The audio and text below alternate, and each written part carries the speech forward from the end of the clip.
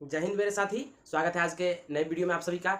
मैं हूं आप सबका प्यारा साथी अजीत कुमार और स्वागत कर रहा हूं आज के नए वीडियो में। आज हम लोग देखेंगे इस वीडियो की सहायता से सेल यानी कि कोशिका। जो बच्चे स्पेशली यानी साइंस से क्लास करते हैं उनके लिए सेल एक बढ़िया सा चैप्टर है। इसके विषय में हम लोग बेसिक तरीके से नॉलेज लेंगे। कैसे? तो सबसे पहले मैं आपसे पूछूं कि अगर आप साइंस से पढ़ रहे हैं तो मुझे एक सवाल बताइए। सवाल का उत्तर आपको कमेंट में बताना है, लेकिन मैं भी बताऊंगा उसको, ओके ना।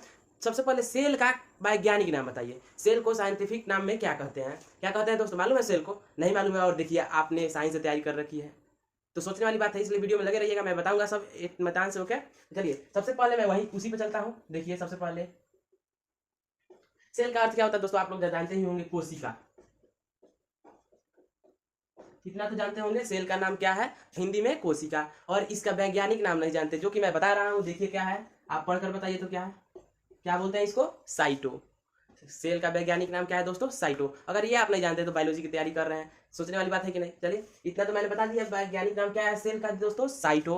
और इसके विषय में हम लोग इसी वीडियो में देखने वाले हैं, ओके। तो सर्वप्रथम हम लोग कोशिका किसे कहते हैं ये जानना जरूरी है। कि सेल तो जानते हैं कि सेल का अर्थ होता है कोशिका। कोशिका कहने से मात्र हम लोग समझते नहीं कोशिका कहते किसे हैं। कोशिका को इत्मीनान से समझे कैसे, ओके। इस वीडियो में लगे रहिए। चलते हैं वीडियो शुरुआत करते हैं। तो सबसे पहले मैं बता दूं कि अगर आपसे एक सवाल मैं पूछ रहा हूँ कि बताइए कि घर को बनाने के लिए क्या क्या चीजों की आवश्यकता। तो आप सर्वप्रथम कहेंगे ईंट, सीमेंट, बालू, छड़, मिस्त्री, उसके अलावा अन्य आदि। उसी तरह आपसे पूछा जाए कि आपके शरीर की जो संरचना है उसको बनाने के लिए आपको क्या क्या चीज की जरूरत होती है, तो आप नहीं जानते हैं तो इस वीडियो में जानेंगे, ओके।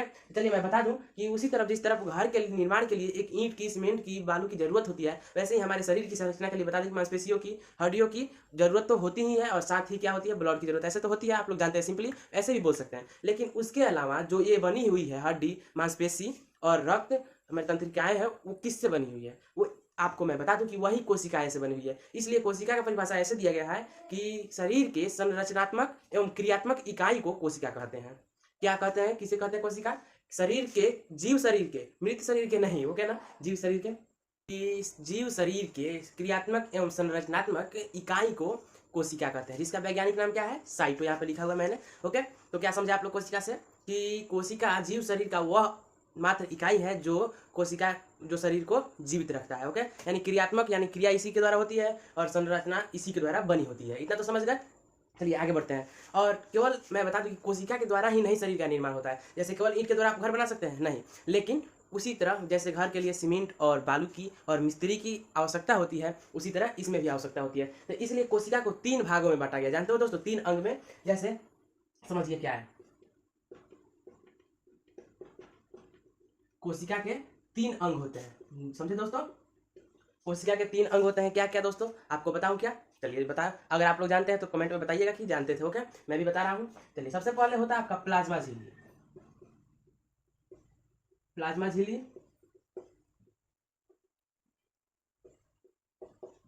या बोलिए तो कोशिका झिल्ली, इसी को बोला जाता है प्लाज्मा झिल्ली या कोशिका झिल्ली। और दूसरे में होता है दोस्तों आपका कोशिका द्रव्य। क्या है दोस्तों? कोशिका द्रव्य। और यहाँ पे प्लाज्मा झिल्ली या कोशिका झिल्ली बोल सकते हैं इसको, कोशिका द्रव्य। और नीचे सबसे होता है क्या दोस्तों, जानते हो? केंद्रक। ये आपका केंद्रक। यानी जो कोशिका के 3 अंग होते हैं, 3 भाग होते हैं, वो कौन है? सबसे पहले प्लाज्मा झिल्ली, उसके बाद कोशिका द्रव्य, उसके बाद केंद्रक।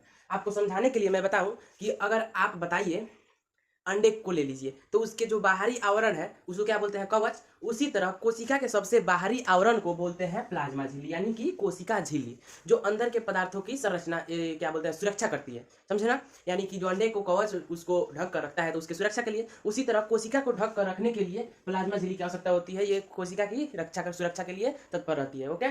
और ये प्रसारण विधि द्वारा पदार्थों को बाहर उत्सर्जित या अवशोषित होने देती है। इसलिए इसे प्लाज्मा झिल्ली को परागम्य झिल्ली भी कहते हैं, वर्णात्मक परागम्य झिल्ली भी कहते हैं, ठीक है ना दोस्तों। प्लाज्मा झिल्ली को ही क्या कहते हैं? वर्णात्मक परागम्य झिल्ली भी कहते हैं। क्यों? क्योंकि यह प्रसारण विधि द्वारा और विसरण विधि द्वारा पदार्थों के आवागमन को रोकती है और जाने भी देती है और फिर आने भी देती है। जिस पदार्थ के आने की आवश्यकता होती है उसे आने देती है, जिसको नहीं आने की आवश्यकता होती है उसे नहीं आने देती है, ठीक है।